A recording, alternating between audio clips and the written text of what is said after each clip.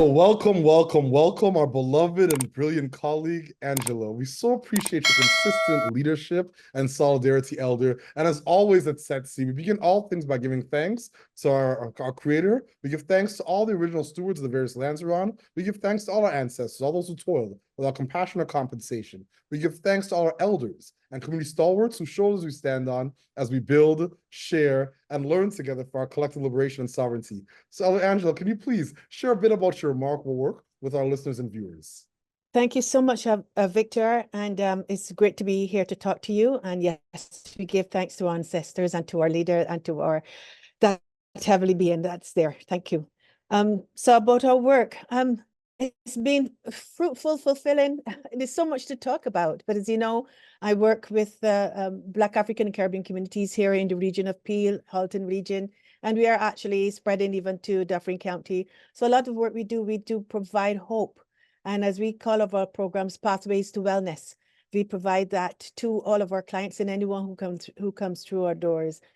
We run programs from age 6 right through to seniors, and providing them, as I said, helping to uplift them, to provide them with the strength and to help them find within themselves their strength and the confidence to be able to maneuver this world in which we live, to be able to make strong statements and to be able to stand for themselves in a positive way, and to instill in them that the what we've learned from our ancestors, those teachings and of how to work with each other and to love each other and respect each other. First, we have to respect ourselves and love ourselves, but then we can do that with others to really build a better world. So in a very high level, that is where we are and what we do. That's beautiful. Thank you so much. Since the day we met, Elder, you've always been such an inspiration. And it's a perfect segue to my next question. What's inspiring you right now? What has you curious, or what's keeping you up at nights? Our community. I really see us rising above all of the negatives that placed on us, rising above the lesser than expectations of others, rising above and showing our true worth. I was in a session not long ago, and I said that people don't value us as a people that of worth, of merit, and we are. There's so much within us that is so beautiful and so caring and loving. If we were just given the chance to thrive and given a chance to really show our being, instead of having to continuously fight to be a part of this world, and that's what drives me. How can we work together to let ourselves see the beauty within us and others as well? So that is what I work on.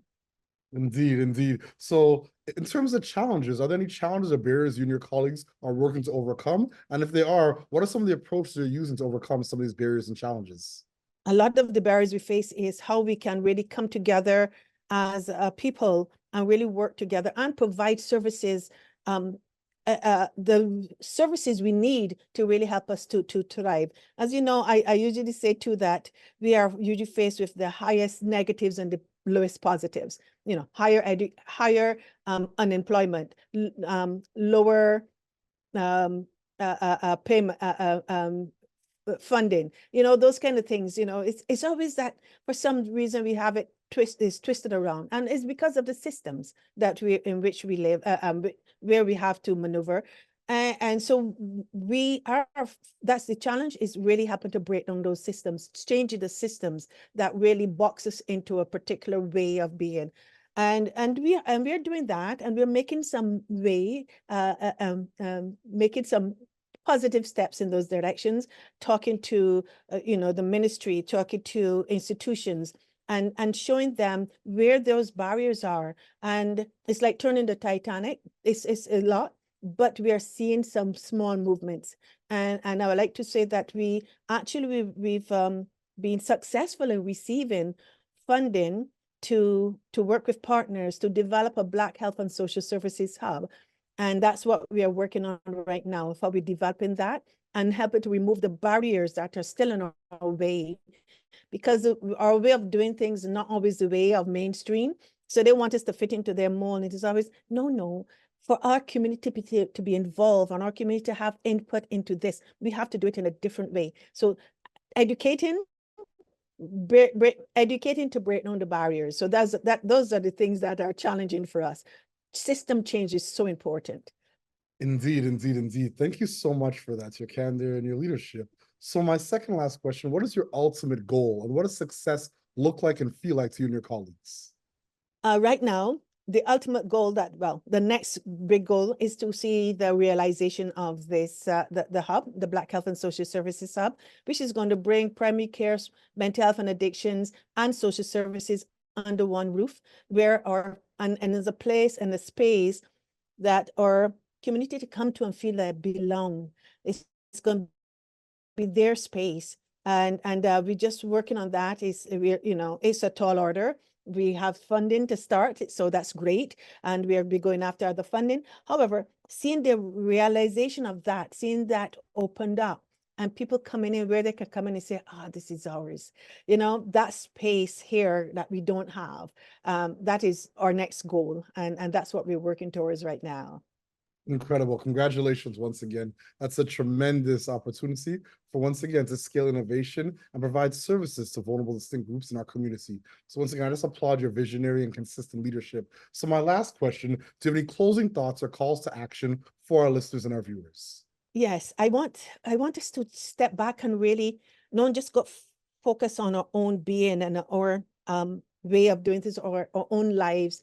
I know it's really tough and we're all fighting for survival in a number of ways with, but let us, with whatever little we have, let us also reach out to others and embrace them and work together. Because together, we know when we work together, we can take the little we each have and it would multiply. And I think if we can just take that time, raise our heads sometime and look to others and embrace others and hold hands and move together, that we can do so much more and go much further. I know it's hard. I know the times are tough, but whatever little we can do, let us just work together. And when we do that, we can see much more positive outcomes. Merci, papa. Thank you so much, Elder Angela, for your consistent leadership, your solidarity, all the introspection, and all the remarkable work that you're doing on behalf of so many. As I mentioned before, since the day we've met, you've always been an inspiration. You continue to be. And as always, at Setsi, we close all these interviews or conversations the way we began, by giving thanks to the original stewards of the various lands we're on. We give thanks to all our ancestors, all those who toiled without compassion or compensation. We give thanks to all our elders and community stalwarts whose shoulders we stand on as we build, share, and learn together for our collective liberation and sovereignty. Thank you so much, Elder. We appreciate you. And thank you. Thank you for the opportunity to speak to you, Ashe.